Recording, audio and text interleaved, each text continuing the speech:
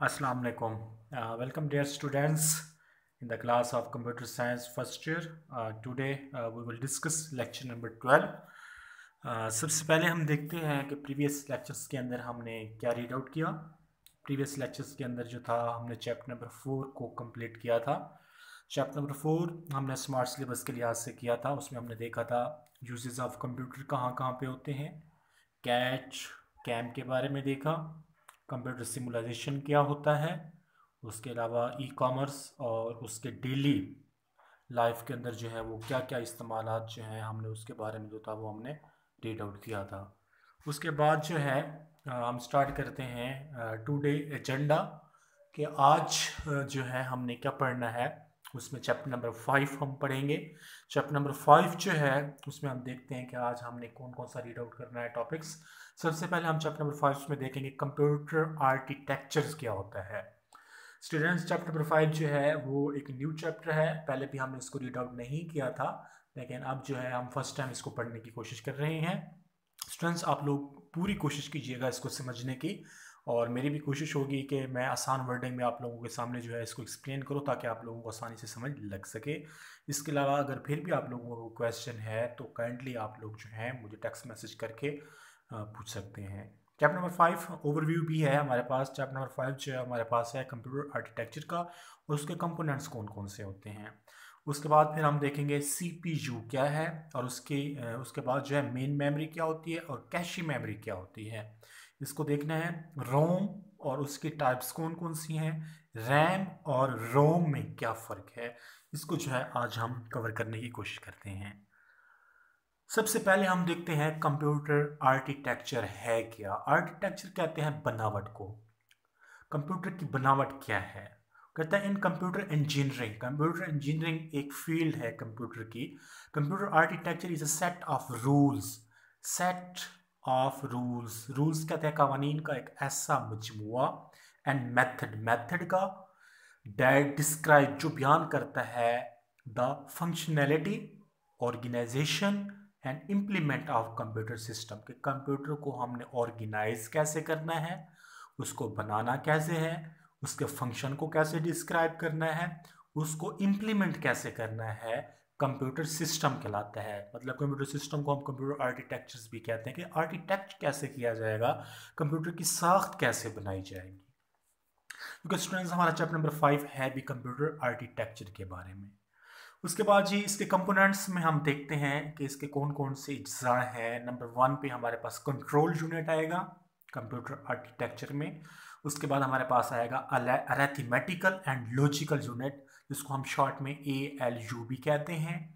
उसके बाद फिर हम देखेंगे मेन मेमोरी क्या होती है। उसके बाद इनपुट और आउटपुट यूनिट क्या है। उसके बाद फिर हम देखेंगे बस इंटरकनेक्शन क्या होता है।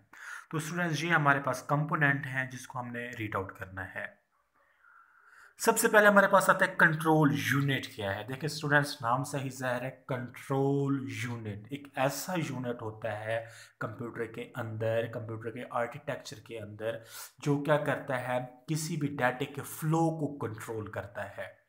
देखिए इसमें द कंट्रोल यूनिट, जिसको हम शॉर्ट में CU भी कहते हैं, CU control unit is a component of computer central processing unit. Central processing unit क्या है, हमारा CPU है। That tracks the operation of a processor, जो क्या करता है प्रोसेसर के अंदर जो भी ऑपरेशंस आते हैं, जो भी टास्क आता है, कोई भी काम आता है, ये उनको क्या करता है ऑपरेट करता है, उनको पर वर्क करता है।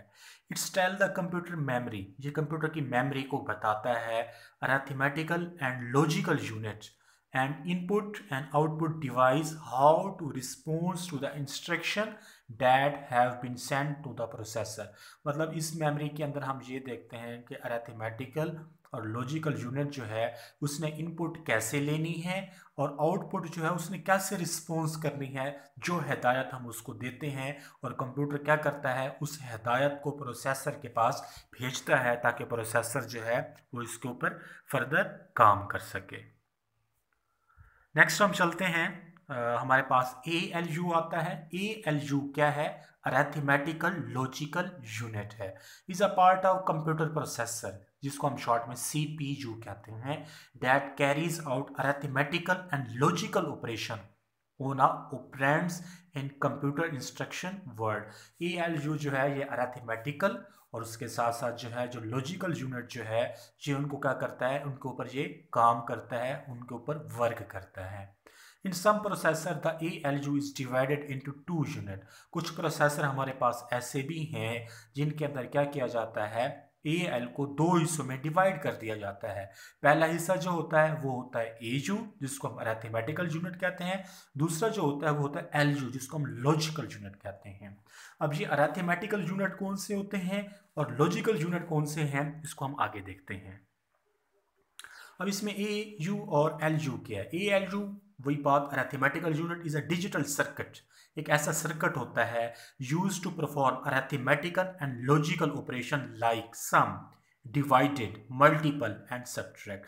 मतलब अरेथमेटिकल यूनिट जो होता है ये क्या करता है, मैथमेटिक्स के जो भी फंक्शन होते हैं उनको ये परफॉर्म करता है। लाइक जैसा कि 2 वैल्यूज़ को हमने सम करवाना है, किसी 2 वैल्यूज़ को हमने मल्टीपल करवाना है, उसके अलावा किसी को हमने तकसीम करवाना है, का कोई भी मोड्स वगैरह लेना है, परसेंटेजेस वगैरह हमने निकालनी है, तो उसके लिए हम किसको इस्तेमाल करते हैं, अरेथमेटिकल लॉजिकल यूनिट को। ठीक हो गया स्टूडेंट्स। उसके बाद जो है हमारे पास आता है लॉजिकल यूनिट। क्या होता है? Like comparison to data to find which data item is greater than, equal to और लेस देन अदर। मतलब लॉजिकल के अंदर ये होता है कि 2 डाटे का आपस में कंपैरिजन किया जाता है कि कौन सा डाटा किससे बड़ा है, किससे छोटा है या किसके बराबर है। ठीक होगा स्टूडेंट्स। आई होप कि आप लोगों को समझ लग गई होगी। अरेथमेटिकल लॉजिकल यूनिट के अंदर हम क्या करते हैं, किसी भी 2 वैल्यूज़ को या आप कह सकते हैं 2 डाटे को हम क्या करते हैं, आपस में सम करवाते हैं, डिवाइड करवाते हैं, मल्टीपल करवाते हैं या सब्ट्रैक्ट करवाते हैं। और लॉजिकल यूनिट्स के अंदर हम क्या करते हैं, 2 वैल्यूज़ मतलब 2 डाटे के दरमियान में जो भी वैल्यूज़ हो सकती हैं या कोई भी डाटा हो सकता है, उनके दरमियान में हम क्या करते हैं, उनमें से ये चेक करते हैं कि कौन सा डाटा किससे बड़ा है, किससे बराबर है और किससे छोटा है। उसके बाद हमारे पास आती है मेन मेमोरी। क्या होती है स्टूडेंट्स, एक बात हमेशा जहन में रखिएगा, जो हमारी रैम है ये हमारी मेन मेमोरी है। मेन मेमोरी वो जगह होती है जहाँ पे हमारे डाटे ने क्या होना होता है, प्रोसेस होना होता है, उसके ऊपर काम किया जाता है। कहता है main memory is a important components of computer system. Computer system का मेन कंपोनेंट्स क्या है, मेन मेमोरी है। It is use to store program and data are being execute. ये क्या करता है, उस प्रोग्राम्स को, उस डाटे को कंट्रोल करता है जिसके ऊपर हमने क्या करना होता है, कोई उस काम को एग्जीक्यूट करवाना होता है। उसके अलावा it is also known working area of computer system. Computer system को वर्क करने की जगह, जहाँ पे कंप्यूटर किसी डाटे के ऊपर कोई काम करता है, उसको कोई प्रोसेस करता है, इनपुट को आउटपुट में जनरेट करता है, डाटे को इंफॉर्मेशन में लेके आता है, तो उसको हम क्या कहते हैं, मेन मेमोरी कहते हैं। आप यहाँ पे इसकी पिक्चर्स में भी देख सकते हैं, ये हमारे पास 2 पिक्चर्स हैं। मेन मेमोरी इसको कहते हैं, ये हमारे पास रैम ही है। ठीक है स्टूडेंट्स। और एक रैम के अंदर जो है 8 बिट का डाटा हमारे पास स्टोर हो सकता है। अगर आप देखें तो ये हमारे पास जो है 1 बिट, ये सेकंड, ये थर्ड, ये फोर्थ, ये फिफ्थ, ये 6, ये 7, ये 8। तो 8 बिट का डाटा जो है वो इनके ऊपर एक मेमोरी में स्टोर हो सकता है।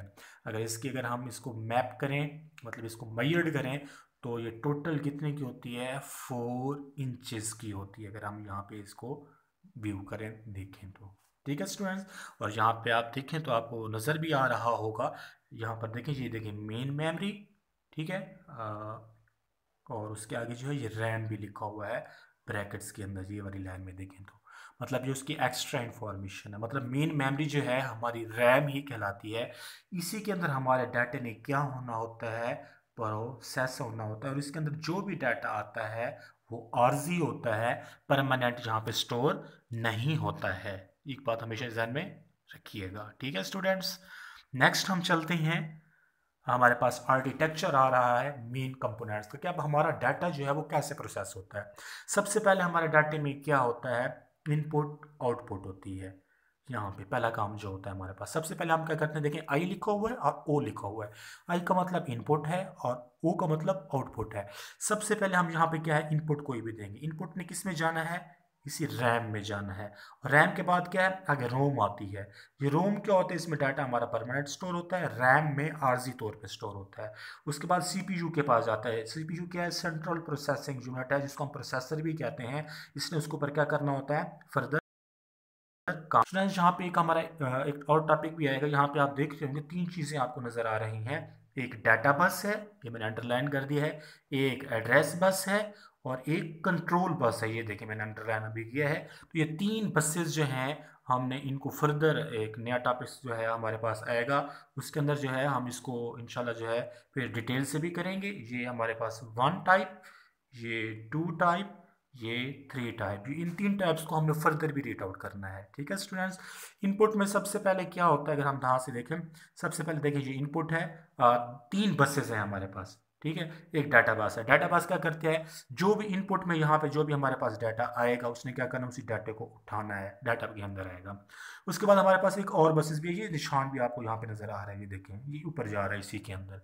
और उसके बाद इनपुट आउटपुट में एक और देखें, इनपुट में सबसे पहले एक और लाइन भी आपको नजर आ रही है, ये देखें ये रेड लाइन नज़र आ रही है ये वाली। और ये लाइन कौन सी है, हमारे पास कंट्रोल बस है। तो क्या कहते हैं, डाटा को कंट्रोल करती है, आया कि डाटा जो है वो सही सेमत में जा भी रहा है या नहीं जा रहा। उसके बाद एक और बसेस भी यहाँ पे हमारे पास जो है आ रही है, उसको भी हम यहाँ पे देख लेते हैं वो कौन सी बसेस है। तीसरी बस है यहाँ पे एड्रेस बस है, ये देखें एड्रेस बस क्या करती है, ये वो बस होती है जो क्या करती है, जो भी हम इनपुट देते हैं उसको राइट कंडीशन वाली जगह पे, राइट स्पेस वाली जगह पे, राइट पाथ वाली जगह पे क्या करती है, ट्रांसफ़र करवाती है। इनपुट में जो भी डाटा होगा वो, जैसे फॉर एग्जांपल हमारे पास रैम में जा रहा है, तो रैम में उसको कौन लेकर जाएगा, सबसे पहले तो वो उसका डाटा बस लेके जाएगी। लेकिन डाटा बस को तो पता नहीं होगा मैंने डाटा कैसे लेके जाना है, तो उसको कौन बताएगा, उसको ये एड्रेस बस बताएगी कि आपने डाटा यहाँ पे लेके जाना है, फिर यहाँ पे लेके जाना है। उसके बाद कंट्रोल बस क्या करती है, कंट्रोल बस का काम यही है कि वो कंट्रोल कर रहा होता है, आया कि डाटा सही सीमत में जा रहा है या नहीं जा रहा। ठीक है स्टूडेंट्स, आई होप कि आप लोगों को इसकी बात की समझ लग गई होगी। इनपुट में डाटा हम क्या करते हैं, कोई भी डाटा जो होता है वो हम इनपुट करते हैं। फॉर एग्जाम्पल जहाँ से हमने इनपुट किया वो डाटा रैम में गया, और रैम क्या है, हमारी मेन मेमोरी है, मतलब यहाँ पे मेन मेमोरी में आएगा डाटा। ठीक है, मेन मेमोरी में क्या होगा, प्रोसेस होगा। उसके बाद क्या है, रोम में जाएगा। अब ये रोम क्या होती है, हमारी परमानेंट मेमोरी होती है, जिसके अंदर हम डाटा को परमानेंट स्टोर करते हैं। उसके बाद क्या है, सीपीयू है, सेंट्रल प्रोसेसिंग यूनिट, जहाँ पे डाटा ने प्रोसेस होना होता है। जब डाटा प्रोसेस हो जाता है तो ये दोबारा क्या होता है, वापस बैक आता है, या तो वो रोम में हम उसको स्टोर कर सकते हैं, उसके अलावा मेन मेमोरी में आएगा, और मेन मेमोरी के बाद होता हुआ क्या होगा, दोबारा से यहीं पर आ जाएगा, और यहाँ पे अब इनपुट काम नहीं करेगा, अब यहाँ पे आउटपुट काम करेगा। आउटपुट ने क्या करना है, कोई भी डाटा होगा उसको यहाँ पे क्या करा देगा, रिप्रेजेंट करवा देगा आउटपुट की शेप्स के अंदर। ठीक है स्टूडेंट्स, आई होप कि आप लोगों को इसकी बात की समझ लग गई होगी। अगर फिर भी कोई आप लोगों को इशू है तो आप मुझे सेपरेट में मैसेज कर सकते हैं। उसके बाद हमारे पास सीपीयू आ रहा है। सीपीयू क्या होता है, सेंट्रल प्रोसेसिंग यूनिट, मतलब कंप्यूटर का जो दिमाग है वो सीपीयू ही होता है। Central processing unit also called central processor भी कहते हैं, मेन प्रोसेसर भी कहते हैं, या जस्ट प्रोसेसर भी। जैसे हम कहते हैं ना, यहाँ भी आपके सिस्टम में कौन सा प्रोसेसर लगा हुआ है, मतलब वो हम बात कर रहे होते हैं सीपीयू की। is the electronical circuit with computer that extract instruction that make a computer program। मतलब CPU जो है एक ऐसा हमारे पास सर्किट बोर्ड की तरह होता है, जिसकी मदद से हम क्या करते हैं कि किसी भी इंस्ट्रक्शन को एग्जीक्यूट करवाते हैं कंप्यूटर प्रोग्राम को इस्तेमाल करते हुए। अब कंप्यूटर प्रोग्राम क्या होता है हम ऑलरेडी पढ़ चुके हैं, कंप्यूटर सॉफ्टवेयर की बात की जा रही है। The CPU perform basic arithmetical, logical, controlling and input output operation specified by the instruction in a program. मतलब वही बात जहाँ पे की जा रही है, सीपीयू क्या करता है, अरिथमेटिकल के काम करता है। अरिथमेटिकल अभी हमने रीड आउट किया, मतलब सम, डिवाइड, मल्टीपल, सब्ट्रैक्ट वगैरह। उसके अलावा लॉजिकल यूनिट मतलब ग्रेटर देन, लेस देन, ये वाली बात की जा रही है, ये भी सीपीयू ने करना। उसके बाद कंट्रोल भी इनको करेगा। उसके बाद as input output operation specify by the instruction in a program. उसके बाद है CPU is located on motherboard. CPU जो है वो कहाँ पर लोकेट होता है? मदरबोर्ड। अब यहाँ पे आप पिक्चर्स में देखें, ये आपको नज़र आ रहा है, ये पूरा हमारा CPU ही है जो मदरबोर्ड के ऊपर क्या है, लोकेटेड है, मौजूद है। यहाँ पे ये दूसरी पिक्चर्स भी आप देख सकते हैं, ये हमारा मेन CPU है। ये तीसरी पिक्चर्स भी आप देख सकते हैं, ये हमारा मेन क्या है, CPU, जिसको हम मदरबोर्ड कहते हैं। CPU उसी के ऊपर क्या होता है, मदरबोर्ड के ऊपर लोकेटेड होता है, वाक़या होता है। उसके बाद हमारे पास आता है कैशे मेमोरी क्या होती है। अच्छा, cache memory is a small size type of violet computer memory. देखिए यहाँ पे वर्ड आया वायोलेट। एक होता है नॉन वायोलेट, एक होता है वायोलेट। वायोलेट का मतलब ये है कि इसके अंदर डाटा आर्जी होता है। अगर हम कंप्यूटर को ऑफ करेंगे तो कैशे मेमोरी में जो भी डाटा पड़ा होगा वो उसी वक्त डिलीट हो जाएगा। ठीक है स्टूडेंट्स। उसके अलावा एक होता है नॉन वायोलेट। नॉन वायोलेट के अंदर क्या होता है, हमारा डाटा परमानेंट स्टोर पड़ा रहता है। वहाँ पे डाटा उस वक्त तक डिलीट नहीं होता जब तक खुद हम उसको डिलीट नहीं करते हैं। that provide high speed data access to a processor and store frequently used computer program application and data। मतलब कैशे मेमोरी जो है ये भी एक मेन मेमोरी की तरह ही होती है, लेकिन ये उससे फास्ट होती है। इसमें डाटा जल्द से जल्द प्रोसेस होता है। मतलब जब मेन मेमोरी में डाटा फुल हो जाता है तो जैसे 8 बिट की हमने जैसे बात की, नामी बिट का जो भी डाटा हमारे पास आएगा तो वो कहाँ पे स्टोर हो जाएगा, कैशे मेमोरी में। कैशे मेमोरी आर्जी मेमोरी होती है, उस डाटे को स्टोर करती है जब हमारे पास जो भी डाटा होता है, जब मेन मेमोरी में जगह उसको नहीं मिलती तो वो अपनी जगह कहाँ पे बना लेता है, कैशे मेमोरी में बना लेता है। जब मेन मेमोरी से डाटा एग्जीक्यूट होकर निकल जाता है, आउटपुट में आ जाता है, तो कैशे मेमोरी में जो डाटा पड़ा होता है वो कहाँ पे चला जाता है, मेन मेमोरी पे चला जाता है। उसके अलावा आगे है a temporary storage of memory. Temporary का मतलब आर्जी डाटा को स्टोर करेगी, वही बात जो मैंने पहले बता दी। Cache make data retrieving easily. मतलब इसके अंदर डाटा को हम जल्द से जल्द रिट्रीवल कर सकते हैं। रिट्रीवल का मतलब होता है वापस लेके आना। And more efficient. It is faster memory in a computer. Computer के अंदर ये बहुत फास्ट मेमोरी होती है। क्यों? क्योंकि इसके अंदर डाटा आर्जी तौर पर स्टोर होता है तो ये फास्ट ही होती है। क्योंकि इसके अंदर डाटा ने एग्जीक्यूट तो नहीं हो रहा था, डाटा जो एग्जीक्यूट हो हमारा मेन मेमोरी में हो रहा होता है, जहाँ पर तो डाटा हमारा आर्जी तौर पे स्टोर होके पड़ा हुआ होता है जब उसको मेन मेमोरी के अंदर स्पेस या जगह मौजूद नहीं मिलती। उसके बाद हमारे पास आता है रोम क्या है स्टूडेंट्स। रोम को हम यहाँ पे स्टार्ट करते हैं। सबसे पहले उसका इंट्रोडक्शन देखते हैं। रोम स्टैंड फॉर क्या होता है, रीड ओनली मेमोरी। स्टूडेंट्स को याद रखिएगा, ये एमसीक्यूज में आता है। रोम स्टैंड फॉर क्या है, read only memory is a class of storage medium used is computer and other electronic device. ये रोम क्या है, ये कंप्यूटर के अंदर किसी भी डाटा को स्टोर करने के लिए क्या किया जाता है, इस्तेमाल किया जाता है। Data store in ROM can not be modify. मतलब जो डाटा रोम के अंदर स्टोर होता है उसका मॉडिफाई नहीं कर सकते, मतलब उसको चेंज नहीं कर सकते, उसको रद्द-बदल नहीं कर सकते। और can be modify only slowly with difficulties. अगर मॉडिफाई करने भी लगें तो बहुत होगा, लेकिन बहुत सी हमें मुश्किलात का सामना करना पड़ता है। उसके बाद टाइप्स ऑफ रोम क्या होता है, रोम्स की कितनी टाइप्स हैं, 3 टाइप्स हैं। नंबर 1 पे हमारे पास आ रहा है P ROM. P ROM stand for क्या है, programmable read only memory empty of data when manufactured. मतलब सबसे पहले ये क्या होता है, इम्प्टी होता है जब इसको हम क्या करते हैं, क्रिएट करते हैं, बनाते हैं, इसके अंदर कुछ भी डाटा नहीं होता। May be permanently programmed by the user. और इसके अंदर यूज़र जो है परमानेंटली क्या कर सकता है, प्रोग्राम को राइट कर सकता है। उसके बाद जी हमारे पास सेकंड नंबर पे आता है अरेजेबल प्रोग्रामेबल रीड ओनली मेमोरी, जिसको हम क्या कहते हैं, ईपी रोम भी कहते हैं। Can be program erased and reprogram. इसके अंदर क्या होता है, डाटे को आप एक मरतबा लिखने के बाद उसी प्रोग्राम्स के ऊपर दूसरी मरतबा भी आप डाटे को राइट कर सकते हैं। मतलब एक मरतबा डाटा आपने लिख लिया है, उस डाटे को आप रिमूव करके उसकी जगह पे दूसरी मरतबा भी आप प्रोग्राम आसानी के साथ रीड आउट कर सकते हैं। The EPROM chip has a small window on a top allowing it to be erased by the shining ultraviolet light on it। अब इसके ऊपर कोई भी डाटा है उसको हमने रेज कैसे करना है, डिलीट कैसे करना है। ऐसे तो डिलीट नहीं होगा क्योंकि इसके अंदर तो डाटा परमानेंट स्टोर होता है, तो हमने अल्ट्रावायलेट लाइट्स होती हैं, रेज होती हैं, शुआओं की मदद से, जैसे आप लोगों ने फिजिक्स में पढ़ा होगा गैमा बेटा शुआएं जैसे आपने पढ़ी थी, तो उन ख़ास लाइटों की मदद से हम क्या करते हैं, उन डाटा को रिमूव करते हैं। After reprogramming the window is covered to prevent new content being erase. जब हम नया डाटा उसके ऊपर राइट करेंगे तो प्रीवियस डाटा जो होगा, जो हमने राइट किया हुआ था, वो ऑटोमेटिकली क्या हो जाएगा, उससे डिलीट हो जाएगा। स्टूडेंट ये क्वेश्चन काफ़ी इंपॉर्टेंट है, रोम वाला है चाहे रैम वाला है। रैम वाला हम नेक्स्ट टॉपिक में पढ़ेंगे। रोम सबसे पहले आपको इसकी डेफिनेशंस आनी चाहिए, उसके बाद इसकी टाइप्स, 3 टाइप्स हैं। पहली टाइप जो है वो पी रोम है, शॉर्ट वर्ड है इसका, लेकिन इसका मुकम्मल नाम क्या है, प्रोग्रामेबल रीड ओनली मेमोरी। उसके बाद हमारे पास नंबर 2 पे आता है ई पी रोम। क्या होता है, अरेजेबल प्रोग्रामेबल रीड ओनली मेमोरी।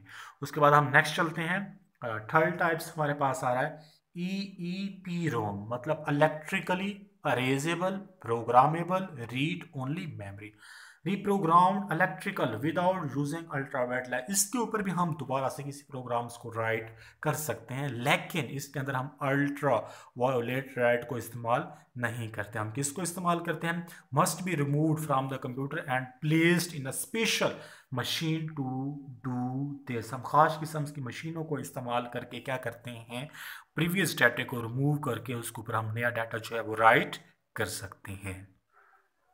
उसके बाद हमारे पास आता है डिफरेंस बिटवीन रैम और रोम में क्या फ़र्क है। सबसे पहले अगर रैम में देखें, पहला जो बात बयान कर रहा है वायोलेट मेमोरी है। वायोलेट का मतलब ये होता है कि ये आर्जी मेमोरी है, इसके अंदर कोई भी डाटा है, अगर फॉर एग्ज़ाम्पल हम कोई भी एक सॉन्ग जो है वो प्ले करते हैं, चलाते हैं, तो वो सबसे पहले हमने उसको इनपुट दी, प्ले किया, तो वो प्ले कहाँ पे होता है, जाके मेन मेमोरी में होता है, प्रोसेस होता है उसके ऊपर, तो चलता रहता है। जैसे अगर लाइट चली जाती है तो आप लोगों ने देखा भी होगा, तो वो सॉन्ग जो होता है दोबारा से प्ले नहीं होता। क्यों, क्योंकि वो मेन मेमोरी में होता है, और मेन मेमोरी में डाटा हमारा आर्जी स्टोर होता है। लाइट चली जाएगी, जब आप कंप्यूटर को ऑफ कर देंगे तो आपका डाटा जो है रैम से डिलीट हो जाएगा। रोम में क्या होता है, नॉन वायोलेट, इसके अंदर डाटा जो है आपका डिलीट नहीं होता। अगर हम हार्ड डिस्क की बात करें तो हार्ड डिस्क हमारी क्या है, रोम है, इसके अंदर हमारा डाटा क्या होता है, परमानेंट स्टोर होता है। उसके बाद हम देखते हैं data in RAM is not permanently return when power of data deleted. वही बात जो अभी मैंने कही, data in RAM is not permanently return, मतलब रैम के अंदर डाटा जो है वो परमानेंट हम राइट नहीं कर सकते।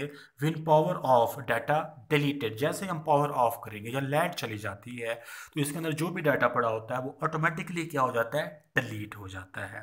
उसके अलावा परमानेंटली नॉट अरेज्ड, इसके अंदर जो होता है डाटा परमानेंट स्टोर होता है, अरेज नहीं होता। इसकी मिसाल बताऊं, जैसे हमने हार्ड डिस्क के अंदर कोई अपना डाटा स्टोर करके रखा हुआ है, अगर फॉर एग्जांपल लाइट भी चली जाती है तो आपने दोबारा जैसे अपना कंप्यूटर ऑन करते हैं तो देखिए वो डाटा जो है वो आपका हार्ड डिस्क में पड़ा होता है, वो डाटा डिलीट नहीं होता।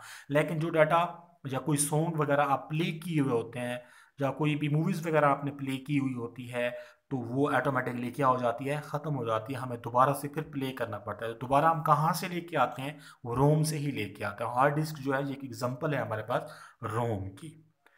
उसके बाद हम इसका तीसरा डिफरेंस देखते हैं, रैम, इसकी टाइप्स में डी रैम है और एस रैम है।